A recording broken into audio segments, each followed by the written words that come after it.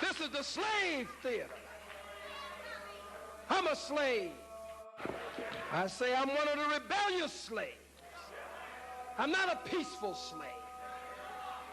I'm not a compromising slave. I'm not a skinning, grinning, shuffling, scratching, boot-licking, butt-licking slave.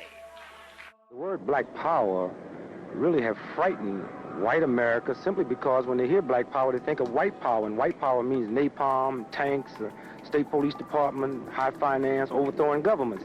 Black power do not mean this. And these white folks in Washington, D.C. can't be in a position to guide the faith and destiny of the whole world and not still realize that the number one problem that creates these problems is racism.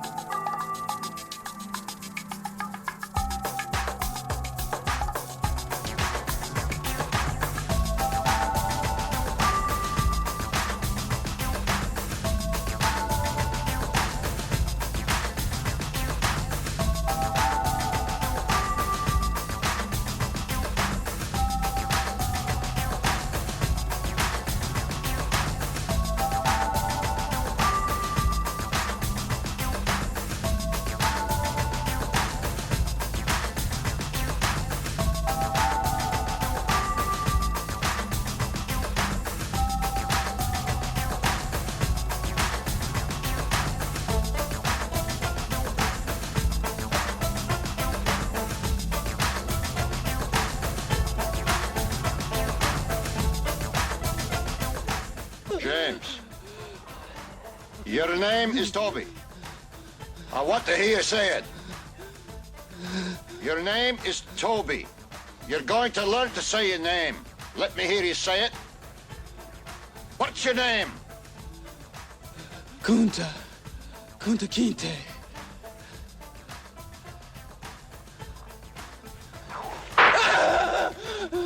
When the master gives you something, you take it.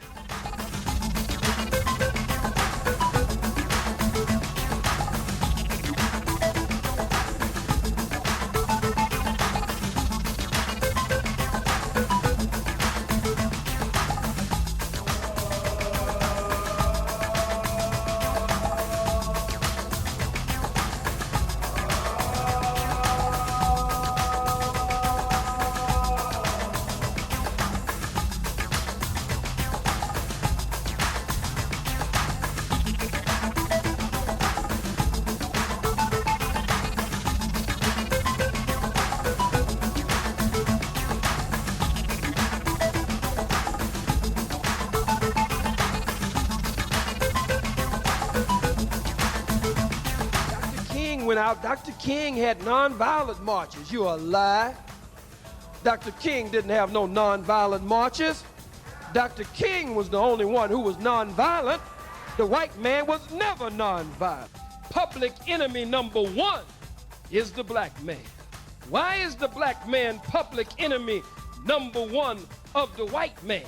When we study police brutality and global white supremacy, he is number one. The black man is public enemy number one because the world is a white male-dominated world. It is a white male-dominated world. And being a white male-dominated world, then he fears the number one threat to his global rule and his reign of white supremacy. And his number one threat is the black man.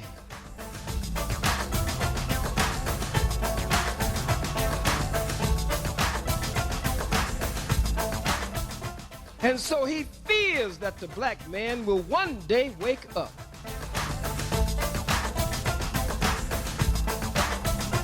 And if the black man, and when the black man one day wakes up,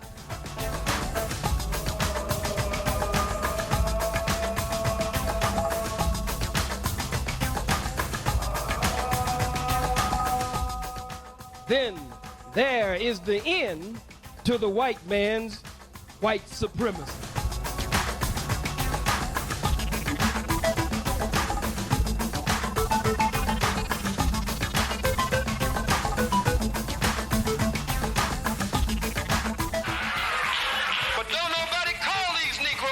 no more. Ain't nobody making these Negroes accountable no more. And so these Negroes run buck wild in the community doing whatever the hell they want to do. And you, in the name of politics and business as usual, vote them in over and over and over again.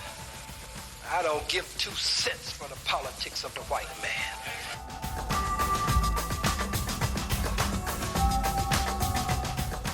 Ain't no difference in the Republican or the Democrat. The political system of the white man will never get us out of this condition. You can run out there and register to vote as much as you want to and brag about how many people you registered to vote. For what? So you registered so many and so many to vote. Will it change the condition of black people?